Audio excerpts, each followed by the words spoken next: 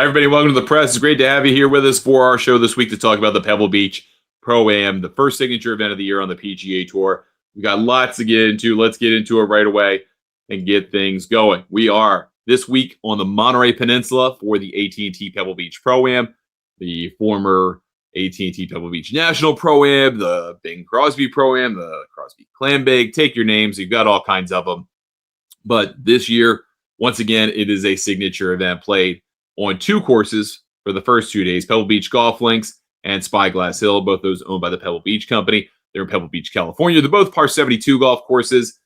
The host course, Pebble Beach Golf Links, is 6,989 yards, one of the few courses on the PGA Tour that is below 7,000 yards in length. There, I think, still 2 or 3 on the PGA Tour schedule. This is one of them. You got a field of 80 players this week. It's a little bit different than the other signature events. So there's not a minimum number for this tournament. There is a maximum and only number. There's only 80 players. So those 80 players are playing for a $20 million purse, $3.6 million to the winner, and 700 FedEx Cup points to the champion. Expect somewhere in the area of almost 70 points in the official World Golf Ranking to the champion this week. That's a huge number. It's crazy. It's a lot. Pretty much everybody who's playing. Rory McIlroy is the defending champion. Obviously, Scottie Scheffler is there. I think it's 41 of the world top 50 are competing this week. You still have some top 50 players on LIV, 2 or 3 of them, I suppose. I guess 2 at this point. Patrick Reed is now a top 20 player in the world because he won on the DP World Tour in Qatar last weekend. So he's one of them. Justin Thomas is out with injury. So pretty much everybody who's eligible for the top 50 piece of this, that could play it when the PGA Tour side is in this, but a couple are not. So let's get right into the betting odds for this week. Again, 80-player field, so you got to think about value here. You do have better players, right? So on the back end, it's a little kind of zonky, but you don't have bad value. You don't have the bad values at the top, right? I mean, Scottie Scheffler's 3-1 to win a tournament. He hasn't won yet. Yes, he won the American Express. Yes, he finished third last week without even close to his best stuff. So those are things worth keeping in account. Rory McIlroy is the defending champion, a little more than 13-1, depends on where you look. This was from Odds Checker today. But if you want to kind of work off of 13-1, 14-1, somewhere in that range for McIlroy is the defending champion. A couple of 26s, Siwoo Kim, who will just not stop playing great golf. He is 26-1, along with Tommy Fleetwood, who really has not been anything special so far, and did play TGL yesterday. And normally I would say TGL doesn't have an impact on how I think about a player's performance. And yeah, he's going to fly a private jet cross country to get to Pebble Beach, but still, that's a lot of travel. That's plenty of travel for a guy trying to get to this tournament. Victor Hovland is 28-1. He has played well at Pebble Beach in the past when they had, I guess that was the last U.S. Open there. So, okay, fine from 2019. Justin Rose, 29-1, past champion winner this year. I think he's a really interesting play. He's my one and done play, by the way. Russell Henley, 31-1. I haven't seen much from him to suggest he's worth going after. Xander Schauffele, Matt McNeely, 33-1. McNeely's played very well so far this year, played well in Phoenix like we expected. I expect him to do well here this week. Hideki Matsuyama coming off that heartbreaking playoff loss in Phoenix to Chris Goddard, 35-1. Patrick Cantlay, who's probably as close to your horse for course pick this week as it gets, other than maybe Jason Day, 36-1, but I just can't get behind him. I could get behind Matt Fitzpatrick at 36-1. I probably will actually bet him this week on that number. I like the way he's playing, played well in Phoenix, ended last year very well. I just like what I've seen from him. And I think this tournament kind of fits his game, even though he hasn't done brilliant things in this event. Chris Goddard is 37-1. And again, if you bet him 45-1 last week, kudos to you. I didn't think he was going to bounce back so quickly from that win. I thought, wins usually kind of take time to bounce back from, as weird as that sounds. You usually kind of need a little off time to celebrate. But he's been awesome. And he is clearly a guy who can win against the best and in pretty much any kind of golf course situation. And he tends to win the tight ones. So, okay.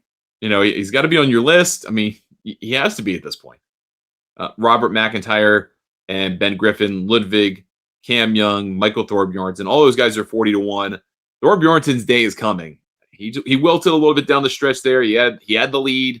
He's been close basically 2 of his last 6 tournaments to winning on the PGA Tour finally. He's going to do it. It's going to happen. I don't think this is the spot for it, but it's coming. And that number is going to get way worse when he does, when he pops the lid. I do kind of like Ben Griffin here. I really love Bobby Mack here this week. Ludwig, I don't know what's going on with his health, and this just doesn't seem a place like you would like. Jake Knapp has played very, very well. Got in through the Aon Swing 5, 47 to 1. Continues to play well. Again, I don't think this is kind of the place I would love for him. But then again, his win, or one of them, that's a tough one. But I think Jason Day is a way better player for this golf course, given his history, 48 to 1. The unfortunate side for me on trying to bet Day is that I liked him at the Farmers Insurance Open a lot, and he did pretty well the first 2 days, but then just could not muster anything over the weekend. Is that symptomatic? Is what's going on there? I think that's probably where you're getting that kind of price on Jason Day. Harris English is 55 to 1. JJ Spawn, Sam Burns are 60. Colin Morikawa, Shane Lowry 65 to 1. Pearson Cootie's basically 65 to 1. Of all those guys I just mentioned, I would bet Pearson Cootie probably to win. He's played the best golf of all of them of recent. So if you're going to bet someone in the rest of this page, maybe it's him, maybe it's Sepp Straka. Straka played well in Phoenix T18. He finished 7th here last year. He can win on pretty much most golf courses. I do like those numbers for those guys. Again, I think Cootie's kind of starting to come into his own. Going to the Korn Ferry Tour, figuring it out was a good thing for him. He played very well last fall. He's played very well so far this year. No reason to believe that doesn't continue. He could be kind of a superstar in waiting. He might win before Thorbjornsen does. Let's take a look at the top 10 in our model for this week. I finally decided to start including the numbers that I use. So just so you can kind of get a sense of the scale here. And that's primarily because of Scotty Scheffler. So Scotty Scheffler comes in at 2.951 points. So I like to think of the number that I get from my modeling as an expected strokes gained per round for a player. Given the tournament, given the competition, all of those things, this is what I expect. And you'll see this in other graphics that I do later in the show where I look at, are you gaining 1.2 strokes on the field per round on average? That makes you a great player. Well, that's kind of how that plays out here with 1 to 10. Sepp Straka being 10, he models out at gaining 1.156 strokes per round. So almost 1.2, right? So that kind of all lines up pretty nicely. So Scotty Scheffler is number 1 by a large margin. Rory McIlroy is number 2. Chris Gotterup is number 3. He is clearly one of the best players in the world, and he rates out for it. Russell Henley is 4th. He's super consistent, but we haven't seen much this year to suggest that's continuing after a career year last year. Marco Penge comes up pretty high. He just doesn't have a lot of tournaments to work with. What he has over the last 2 years is limited over here, but it's good. So that's why he's kind of artificially high. Matt McCarty is 6th. Continues to play great golf. Guy I love at this golf course this week. I think he's probably one of the better value plays. Tommy Fleetwood is 7th. Xander Schauffele 8th. JJ Spawn 9th. And the aforementioned Sepp Straka is 10th. So let's take that into the rest of this field.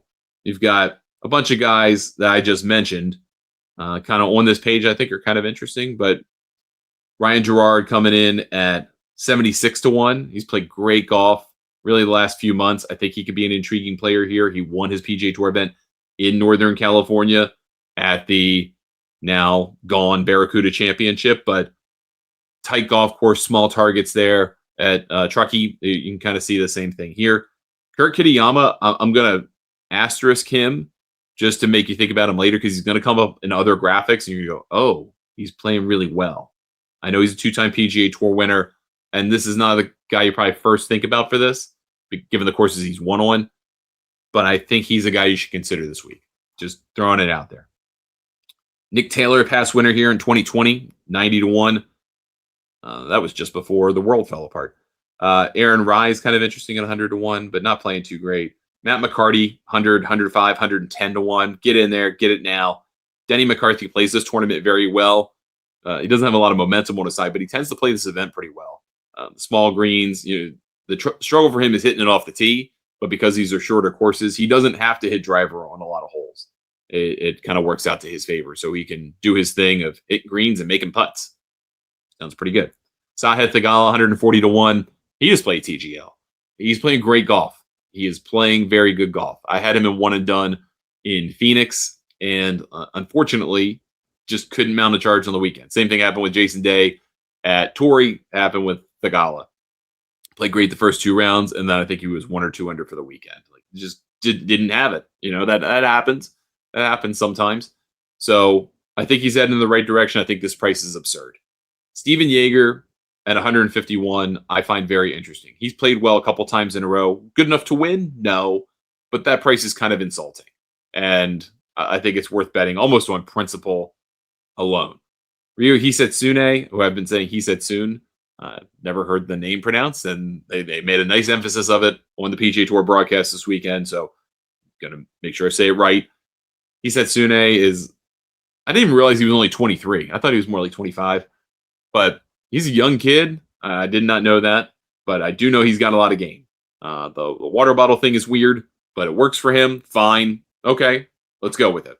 So 165 to 1, I think this is a golf course that can kind of fit his game. I would bet him over Yeager, right? Given the momentum, but I think this is a kind of golf course that he can really like. And then here's the rest of the field, right? You got a lot of guys in here who are just happy to be here. Ryan Fox at 230 to 1 always intrigues me a little bit. I just think he's almost always poorly priced. Tom Hoagie's in this field. It's 310 to 1. He's played this golf course well over the years. It might be worth like $3. I'm not saying he's going to win, not saying he's in good form, but just kind of this, you're going to kick yourself when he's in contention. Or go bet him on a top 10. Don't bet 20s this week. We've only got 80 players.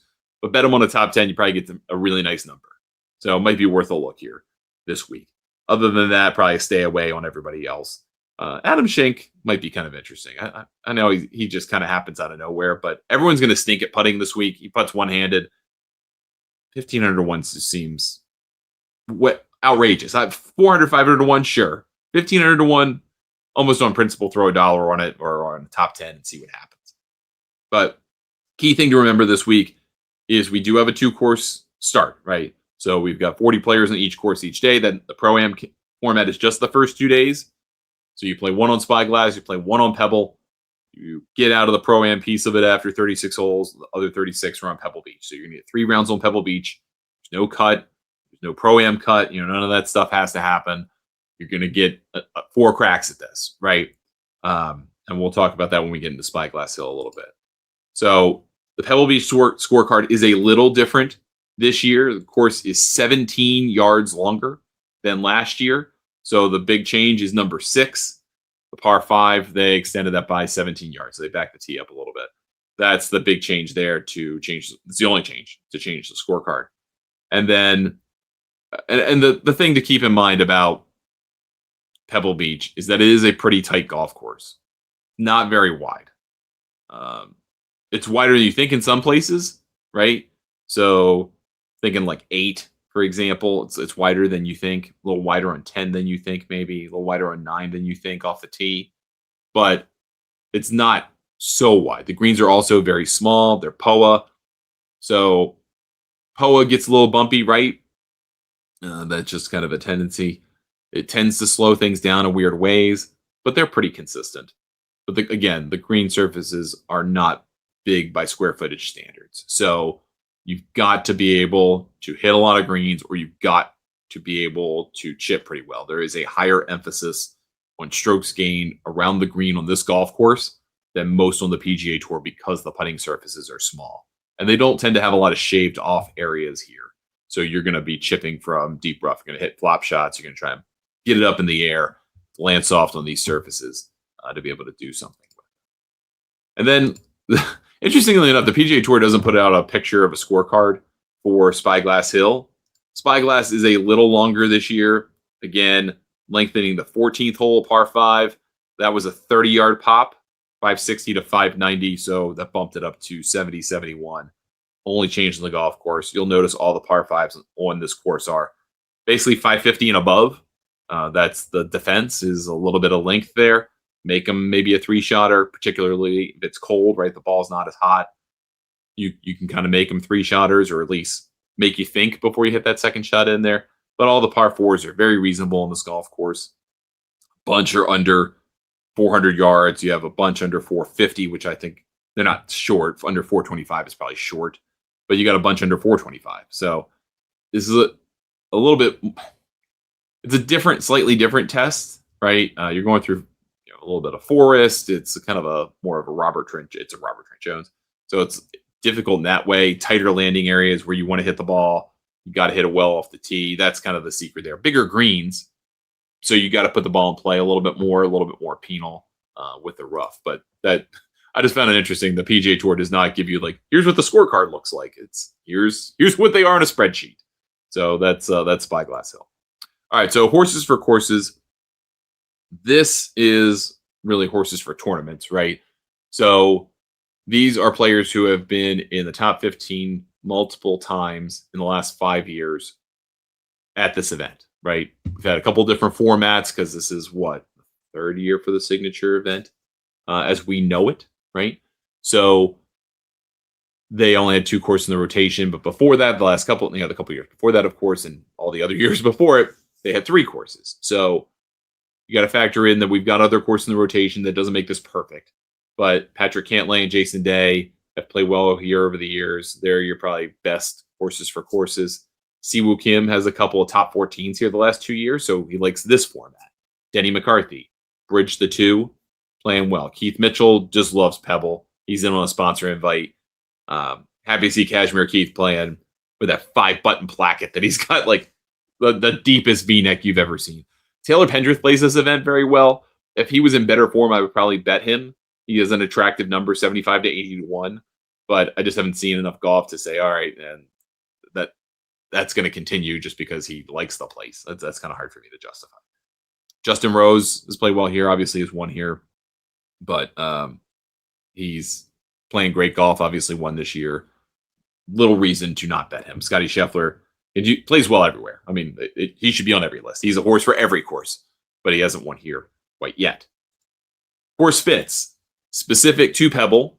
If you look at course fit, again, a little bit more emphasis on putting and a little bit more emphasis on around the green than other golf courses.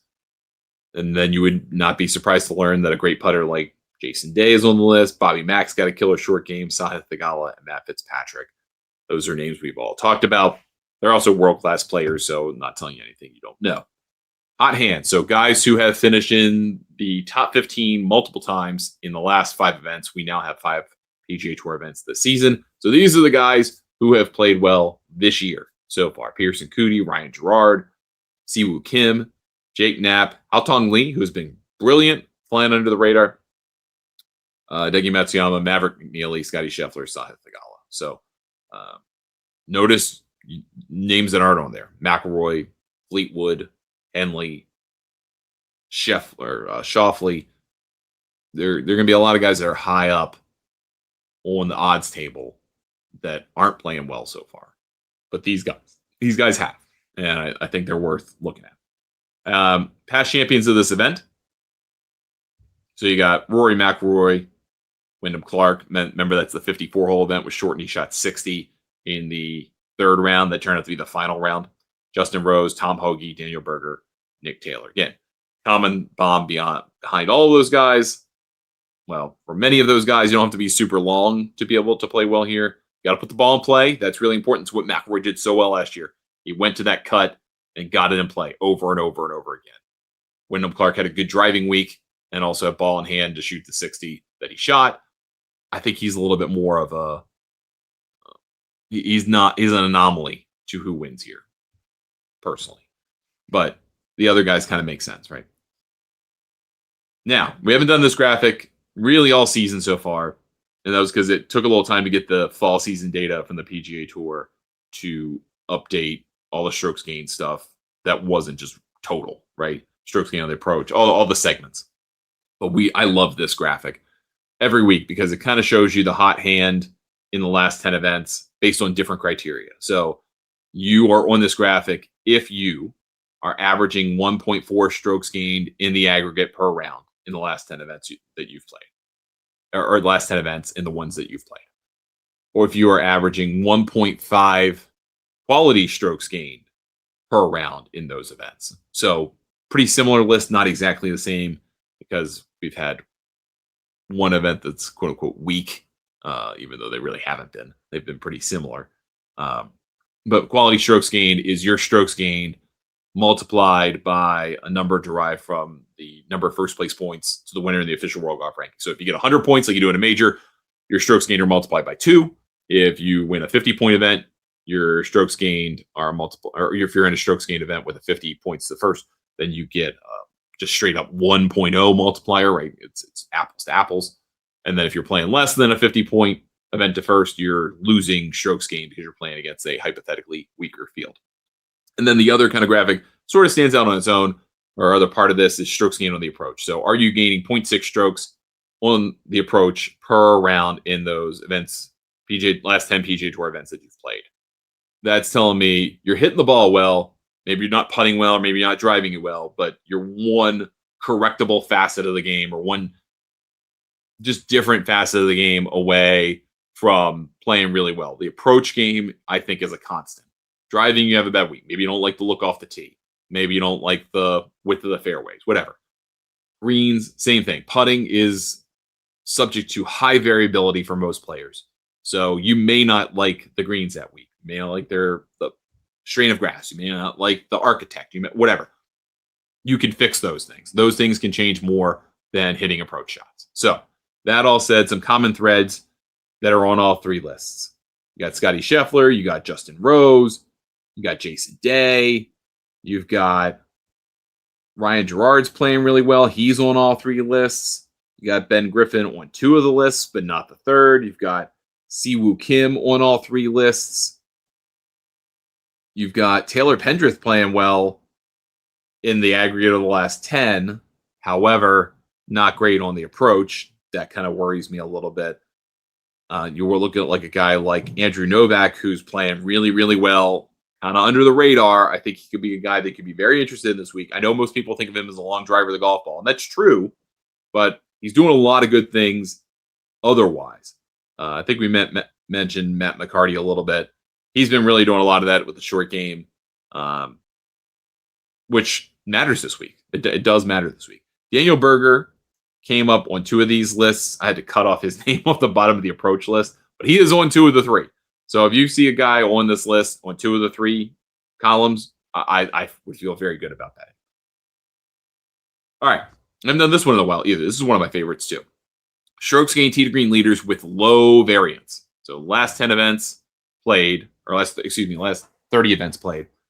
I want to know how you're gaining strokes tee to green. Are you doing it with a relatively smooth distribution? Or are you doing it with lots of up and down? Lots of up and down I don't want. I don't want variability. I want to know what you're going to do tee to green. I can worry about putting because it's a variable statistic, highly variable statistic. So I need to know what you're going to do tee to green is pretty consistent before I can bet you. These are the guys that fit that mold. Siwoo Kim, Kurt Kitayama, Tommy Fleetwood, Victor Hovland, JJ Spawn, Ben Griffin, and Patrick Cantlay. Can't putt, takes forever. The other guys, I mean, Victor Hovland is a poor putter. We know that. But tee to green, great. Fleetwood, great tee to green. Kitayama, great tee to green. Siwoo, great everything right now. So those guys make sense. These are guys I would think more about for derivative bets, 10s and 20s, right? You would feel more consistent. We want more consistency. You want to seek that value. All right. Haven't done this one in a while either. We're back to the full complement of graphics. This one is another good one for your derivative bets, right? Your 5s, 10s, 20s. You're not going to bet 40s this week. There's only 80 guys in the field. I don't even know if you really want to bet 20s, maybe, but 10s and 20s this week. These are the players who, in the last 50 PGA Tour events, have finished in the top 20 greater than 45% of the events they've played. Scotty Scheffler's, I think there's one he played in where he didn't finish in the top 20.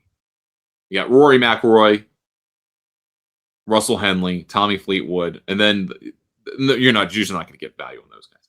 But maybe you can get a little bit on Sepp Straka, for example, 54% of the time. Bet him on a 10 or a 20. Bobby Mack, decent odds. Harry Hall, certainly decent odds. Siwoo Kim, not so great odds. Maybe you want him on a 10, but he is playing the most consistent golf of his life the last 2 years.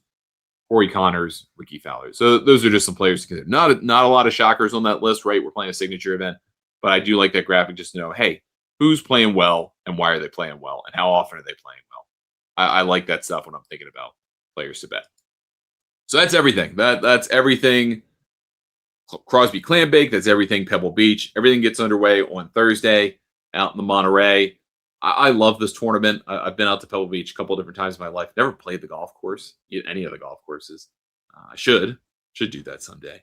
But it's just so beautiful out there, and it's just unique. It truly is unique. You get the opportunity, even just to go walk the place for a day. Go do it. It really is fantastic. All right, that's going to do it for us on everything related to this week's PGA Tour event. We will do one quick audio-only show to talk about the Chubb Classic and Live Golf Adelaide. Those are the other two events this week in golf. So we'll do that tomorrow. Probably be a less than 10-minute show, but we'll talk about it just a little bit and give that to you audio only.